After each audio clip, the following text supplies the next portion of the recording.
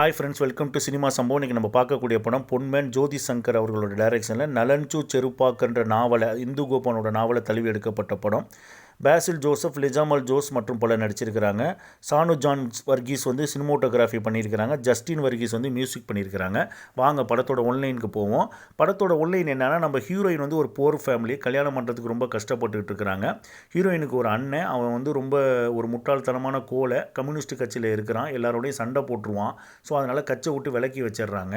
இப்போ தங்கச்சியோட கல்யாணத்தை நடத்தணும். இதுக்கிடையில் வந்து ஒரு வரன் வருது. 25 சவரன் நகை கொடுத்தீங்கன்னா எங்கள் பையனை தரேன்னு சொல்லி ஒரு அம்மா வராங்க. அந்த மாப்பிள்ளை ஒரு முரணை, ஒரு இறால் பண்ணையில் வேலை செய்யக்கூடிய ஒரு ஆள். ஸோ இதுக்கிடையில் கல்யாணம் ஃபிக்ஸ் ஆகிறப்ப அவங்க அண்ணங்காரன் ரொம்ப டிப்ரெஷன் ஆகிடுறான். தங்கச்சியோட கல்யாணம் நடத்துறதுக்காக இப்போ ஃப்ரெண்ட்ஸை தேடி, ஹெல்ப்பை தேடி அலையிறான். அப்போ வந்து ஒரு ஜுவல்லரி ஏஜென்ட்டை ஃப்ரெண்ட்ஸுங்க வந்து பிடிச்சி கொடுக்குறாங்க. அவர் தான் பாசில் ஜோசப். பாசில் ஜோசஃபோட ஒர்க் என்னன்னா, நகையை கொடுக்கறது, நகைக்கு பதிலாக வந்து மொய் பணத்தை வாங்கிக்குவார். இது மாதிரி அவர் பிஸ்னஸ் பண்ணிக்கிட்டு இருக்கிறாரு. ஸோ இதே போல் கல்யாணம் ஃபிக்ஸ் ஆகுது, அவர் நகையும் கொடுக்குறாரு. ஸோ எதிர்பார்த்த மொய் வரலை. ஏன்னா அண்ணங்காரன் எல்லாரோடையும் சண்டை போட்டனால, கட்சியில் உள்ளவங்கள்ட்ட சண்டை போட்டனால எதிர்பார்த்த மொய் வரல. ஸோ நகை சிக்கலில் மாட்டிக்குது. ஸோ பாசில் ஜோசப் மீதி நகையை மீட்டு எடுத்தாரா அப்படிங்கிறதா இந்த படத்தோட ஒன்லைன். ஸோ இந்த படம் வந்து திருஷ்யம் படம் மாதிரி இந்த நகையை மீட்டு எடுக்கிறதுக்காக ஏதாவது டெக்னிக்கல் ஆஸ்பெக்ட் பாசில் ஜோசப் பண்ணுவார் நீங்கள் எதிர்பார்த்தீங்கன்னா, அதெல்லாம் ஒன்றுமே அவர் பண்ண மாட்டார். டெக்னிக்கல் ஆஸ்பெக்ட் அதாவது வந்து ஏதாவது இருக்குமான்னு பார்த்தீங்கன்னா ஒன்றும் இல்லைனாலுமே படம் நமக்கு வந்து போர் அடிக்கலை. படம் திரைக்கதை வந்து ஒரு நாவல் படிக்கிற மாதிரி இருந்தாலும் நம்ம இன்ட்ரெஸ்டிங் ஃபேக்டராக தான் கொண்டு போயிருக்கிறாங்க.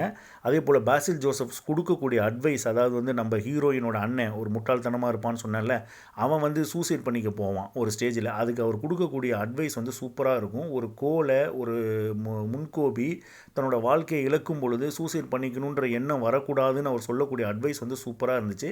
அந்த அட்வைஸ்க்காகவே இந்த படத்தை நம்ம பார்க்கலாம் கண்டிப்பாக.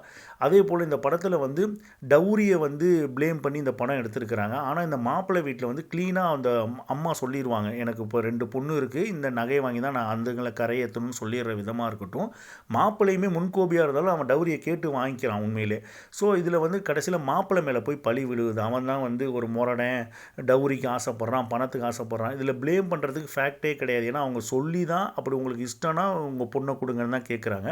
ஸோ இது மாதிரி சில சர்க்கிள்கள் இந்த படத்தில் இருந்தாலுமே படத்தோட வந்து திரை ஓட்டத்தில், திரைக்கதையில் நமக்கு அதெல்லாம் மறக்கடிக்கப்படுது.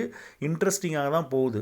ஸோ ஒரு அதாவது வந்து ஒரு த்ரில்லர் ஃபேக்டரும் இந்த படத்தில் இல்லை, லாஜிக்கல் மிஸ்டேக்கும் இருந்தும் படம் நமக்கு வந்து பார்க்கும்படியாகவும் ரசிக்கும்படியாகவும் இருக்குது. அதுக்கு மெயினான காரணம் வந்து கேமரா, அந்த செட்டு, அதுக்கு ப்ளஸ் வந்து மியூசிக்கும் சரி, பாட்டும் சரி. இது தமிழ் டப்பிங்கில் தான் அந்த பாட்டு வந்து போட்டிருக்கிறாங்க.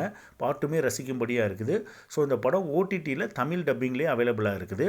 ஸோ கண்டிப்பாக டைம் கிடைச்சா பாருங்கள். மீண்டும் ஒரு வீடியோவில் சந்திக்கிறேன். நன்றி, வணக்கம்.